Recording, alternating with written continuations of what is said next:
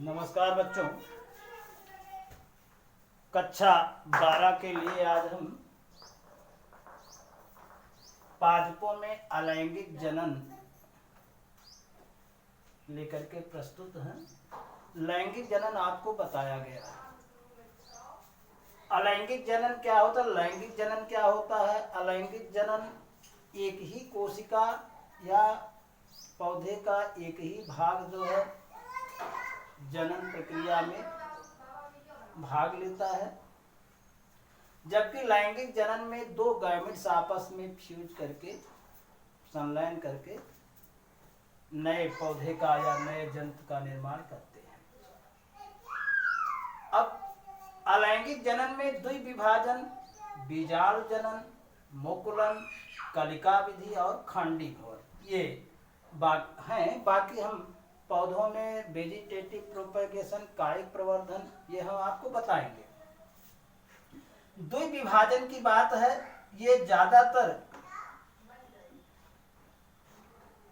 Protozoa और bacteria में पाए जाते हैं, एक कोशिकीय प्राणियों में पाए जाते हैं। इसे हम बाइनरी फिशन भी कहते हैं। बाइनरी फिशन, इसमें क्या होता है कि एक कोशिका, मान लिया ये अमीबा की कोशिका है और केंद्रकीय है, तो ये बीच से संकीर्णित होकर के इस प्रकार से दोनों तरफ से संकीर्णित होकर के, और इसका केंद्रक जो है भी संकीर्णन के द्वारा,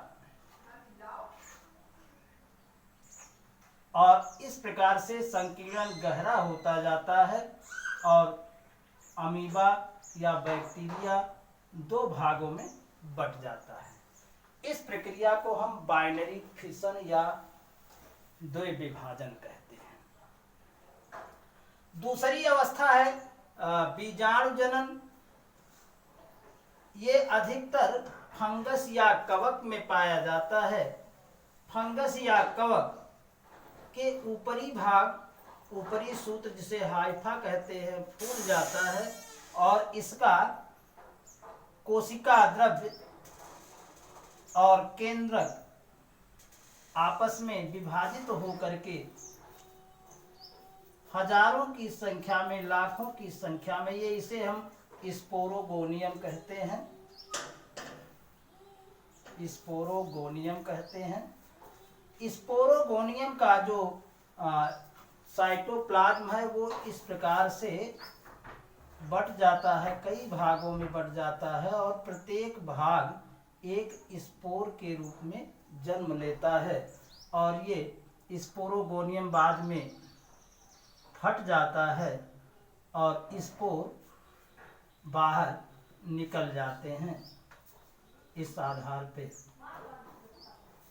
ये कई आधार पे होता है। एक तो होता है चल बीजाणुओं द्वारा, जिसे जू स्पोर कहते हैं, उसे जू स्पोरेंजियम कहते हैं। दूसरा अचल बीजाणुओं के द्वारा, जिसे हम प्लानो स्पोर कहते हैं। सुप्त बीजाणुओं के द्वारा एकाइनिटस कहते हैं। तो इस प्रकार से ये दो प्रकार। दूसरा हुआ बीजाणु जनन या क्या कहते हैं, स्पोरोजेनेसिस।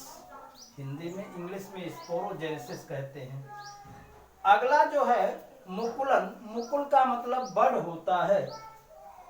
अधिकतर ये मुकुलन एक कोशिकीय, जैसे सेक्रोमाइसिस सर्विसी या ईस्ट में पाया जाता है। ईस्ट में एक कोशिकीय फंगस है, कवक है। तो एक कोशिकीय कवक में किसी भी भाग से थोड़ा सा इस आधार पे उभार निकलता है और ये उभार कोशिका द्रव्य और न्यूक्लियस को लेते हुए होता है और धीरे धीरे ये उभार मुख्य कोशिका से अलग हो जाता है और इस व्यवस्था को हम, यानी इस भाग को, उभरे हुए भाग को मुकुल या बड कहते हैं। बड, और इसकी प्रक्रिया को हम बडिंग कहते हैं। अगला है कलिका निर्माण विधि। क्या है?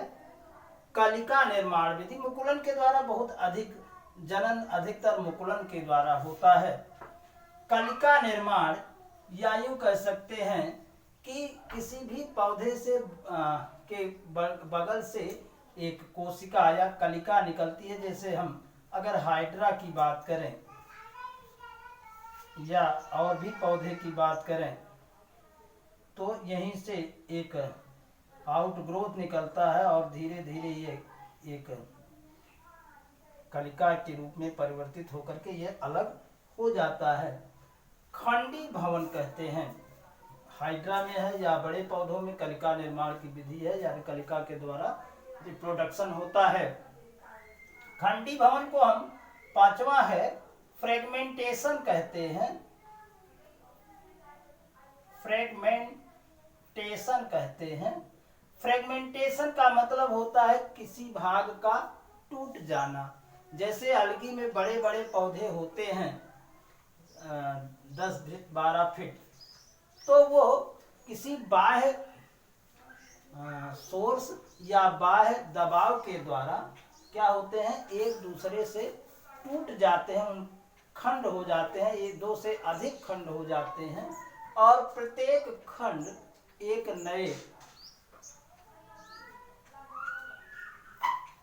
पौधे के रूप में परिवर्तित हो जाता है। तो इस व्यवस्था को हम खंडी भवन कहते हैं। अगला हम बताएंगे आपको प्रोपेगेशन या कायिक प्रवर्धन में। अगले टर्म में हम माइक्रो प्रोपेगेशन आपको बताएंगे। धन्यवाद।